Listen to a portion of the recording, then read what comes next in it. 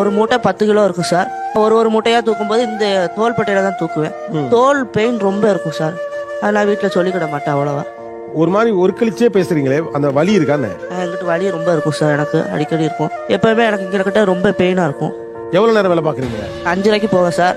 10 மணி வரை வேலை இருக்கும் சார். எனக்கு 10 மணிக்கு அப்புறம் பஸ்ஸை விட்டுட்டேன்னா நடந்தே போயிருவேன் வீட்டுக்கு. எந்த ஊரு சார்? நான் கோயில்பட்டியிலேருந்து வரேன். எவ்வளவு தூரம் நடந்து போவீங்க வீட்டுக்கு? ஒருவேளை பஸ் கிடைக்கலனா? சார் பஸ்ஸு கிடைக்கலன்னா 3 கிலோமீட்டர் இருக்கும்.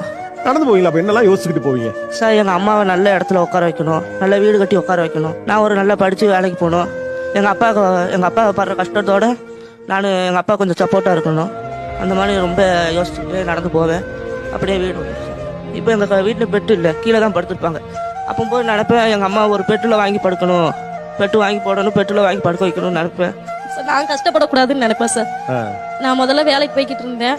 இப்போ எனக்கு எலும்பு தேய்மானம் இருக்கிறதுனால என்னால் வேலைக்கு போக முடியல. அதனால நான் வீட்டில் இருமா, நான் போகிறேம்மா, நான் பார்த்துக்கிறேன் அப்படின்னு சொல்லி அவன் போகிறான் சார். என் மகன் வந்து வேலை பார்த்துட்டே படிச்சுட்டு இருக்கான், படிச்சுட்டே வேலை பார்த்துட்டு இருக்கான். அந்த இதுக்காண்டி ரொம்ப கஷ்டப்பட்டு இருக்கோம்.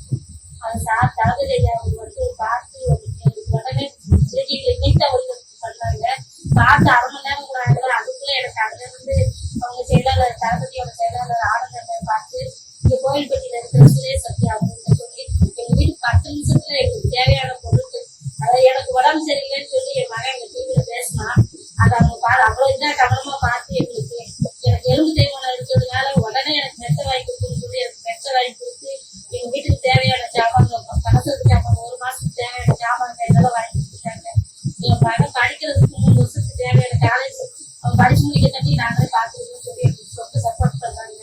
உங்களுக்கு ரொம்ப நன்றி. தளபதி சார் ரொம்ப நன்றி. பணம் அக்கௌண்ட்ல எங்களுக்கு 25,000 போட்டு விட்டுட்டாங்க. அதுக்கு ரொம்ப ரொம்ப நன்றி. இவ்வளவு தூரத்துக்கு என் மகன் பேசுனது அவங்க பார்ப்பாங்க, அதாவது தளபதி சார்லாம் பார்ப்பாங்க நான் கொஞ்சம் கூட நினைச்சே பார்க்கல.